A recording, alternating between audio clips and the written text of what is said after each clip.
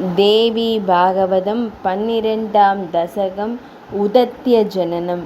கோசல தேசத்தில் தேவதத்தன் என்னும் ஒரு பிராமணன் தனக்கு புத்திர பாக்கியம் வேண்டும் என்று தமசா நதிக்கரையில் யாகசாலை அமைத்து வேதாத்தியாயனத்தில் சிறந்த அந்தணர்களை அழைத்து யாகம் செய்ய தொடங்கினான்.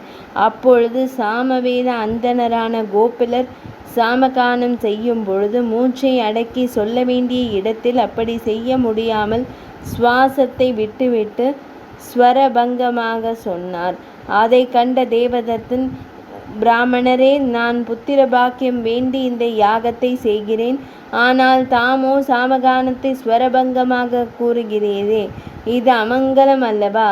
இது என்ன மூடத்தனம் என்று அவரை கோபித்தான். உடனே கோபிலர், எனக்கு வயதான காரணத்தால் சாமகானம் இசைக்கும் பொழுது சிறிது ஸ்வரபங்கம் வந்தது. இதற்காக என்னை நீர் கோபித்தலாகாது. என்னை மூடனென்று சொன்ன உமக்கு முட்டாளாகவே மூடனாகவே புத்திரன் பிறக்கட்டும் என்று சாபம் கொடுத்தார்.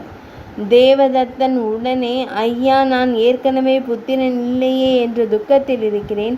மூடனான புத்திரனை பெறுவது அதைவிட துக்கம் அல்லவா? என்னை காத்தருட வேண்டும் என்று சரணாகதி செய்தான். கோபிலரும் அவன் துக்கம் தணிக்க வேண்டி, மூடனாக ஜனித்தாலும் காலம் செல்ல செல்ல அவன் வித்வானாக மாறுவான் என்று அனுக்கிரகம் செய்தார். சிறிது காலம் சென்ற பின் தேவதத்தன் மனைவி கர்ப்பமானாள். ரோஹிணி நட்சத்திரத்தில் குமாரனை பெற்றாள். உதித்தியன் என்னும் பெயரும் வைத்தார்கள். அவன் வளர்ந்து வந்தான். உரிய வயதில் உபநயனம் செய்வித்தார்கள். இப்படியாக 12 வருடம் கழிந்தது. ஆனால் உதித்தியனுக்கு சந்தியாவந்தன மந்திரம் கூட சொல்ல தெரியவில்லை. அவனுடைய சக வயது குழந்தைகளும் அவனை கேலி செய்ய துவங்கினர். பெற்றவர்களும் குருடனாகவோ முடவனாகவோ இருந்தாலும் கல்வி அறிவு இருந்தால் அவன் உயர்ந்தவனே. இப்படி மூடனாக இருப்பதால் பயன் யாது என்று மனம் வருந்தினர். உதத்தியனும் அவமானத்தால் மனம் வருந்தி ஒரு நாள் காட்டிற்கு சென்று விட்டான். பின் அந்த வனத்திலிருந்து சென்று கங்கை கரையின் ஓரத்தில் ஒரு குடிலை அமைத்து கொண்டு கங்கையில் நீராடுவதும் அந்த நீரை உட்கொள்வதும் அங்கிருந்த முனிவர்கள் செய்யும் பூஜையை பார்ப்பதும் அவர்கள் தரும் பழங்கள் போன்ற பிரசாதங்களை உண்பதுமாக இப்படியே காலம் கழித்தான். அவன் தீயவர்கள் யாரிடமும் சேராமல் இப்படி முனிவர்களின் சத்சங்கம் கிடைத்தது அன்னையின் அருள் அல்லவா? அவனுக்கு சத்சங்கத்தால் கொஞ்சம் கொஞ்சமாக தமோ குணம் நீங்கி சத்வகுணம் வந்தது. அன்னையின் அருளால் அவன் அகக்கண் திறந்தது. மெதுவாக பேச ஆரம்பித்தான். அவன் பொய்யே கூறாமல் எப்பொழுதும் உண்மையே பேச ஆரம்பித்தான். அதனால் அவனை சத்தியபிரதன் என்று அழைக்க ஆரம்பித்தார்கள். பிறகு இது நன்மை தரும், இது தீமை தரும் என்று எதையும் உணராது வனத்தில் பயமில்லாமல் இருந்து வந்தான். இந்த காட்டில் மிருகத்தை போல் உலாவி வாழ்ந்து வருவதும் ஒரு வாழ்க்கையா? என் தாயும் தந்தையும் உயர்ந்தவர்களே, ஆனாலும் நான் இப்படி மூடனாக பிறந்தேன். இது தெய்வத்தின் செயலோ? பின் வேறு ஏது காரணம் இருக்க முடியும் என்று யோசிக்கிறான். தெய்வத்தை நிந்திப்பதால் என்ன பயன்? என் கர்ம பயன் அப்படி இருந்தால் என்ன செய்ய முடியும்?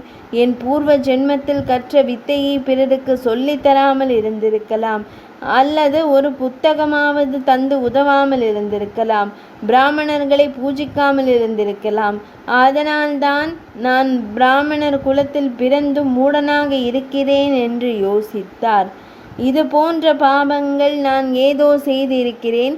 ரூபவதியானவள் மலடியானது போலும், தழைத்த மரம் பழம் தராதது போலும், செழிப்பான பசு பால் தராதது போலவும் என் ஜென்மம் வீணானது. செய்த பாபங்களுக்கான பரிகாரமும் செய்யவில்லை. இப்பொழுது யோசிப்பது வீண். நமக்கு தெய்வம்தான் துணை என்று நினைத்தான். கங்கையில் ஸ்நானமும் மகரிஷிகளின் நெருக்கமும் அவனை இப்படி நினைக்க வைத்தது.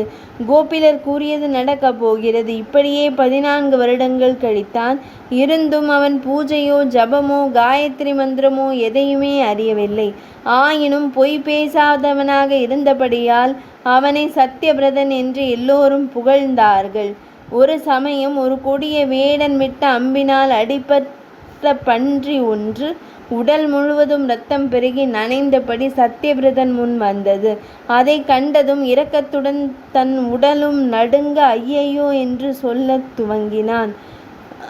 ஜீவர்களை காக்கும் கிருபாவதியான தேவிதான் அந்த பன்றியை அங்கு அனுப்பியிருக்கிறாள். அந்த பன்றியும் துன்பத்துடன் அருகில் இருந்த ஒரு புதரில் மறைந்து கொண்டது. ஐயையோ என்று சொல்ல ஆரம்பித்து அதை சொல்ல முடியாமல் ஐம் ஐம் ஐம் என்று கூறினான். இந்த சாரஸ்வத பீஜாட்சர மந்திரம், இதுவரை அறியாததும் கேட்காததுமான இந்த மந்திரம் அவன் வாயிலிருந்து 3 முறை வந்தது. இது தேவியின் அனுகிரகம்தான். அன்னையும் அவன் வாக்பீஜ மந்திரத்தை ஜபித்தான் என்று அவன் மூடத்தனத்தை நீக்கி நல்ல புத்தியை அளித்தாள். உத்தியனன் மூடனாக பிறந்தாலும் உதத்தியனன் மூடனாக பிறந்தாலும் அன்னையின் அருளால் கங்கை கரையை அடைந்து சத்சங்கம் கிடைக்க பெற்று வாக்பீஜ மந்திரமும் தன்னை அறியாமல் கூறினான். பிரகாசமான புத்தியை அடைந்தான். இந்த ஸ்தோத்திரத்தை எழுதும் நானும் மந்த புத்தி உடையவன்தான்.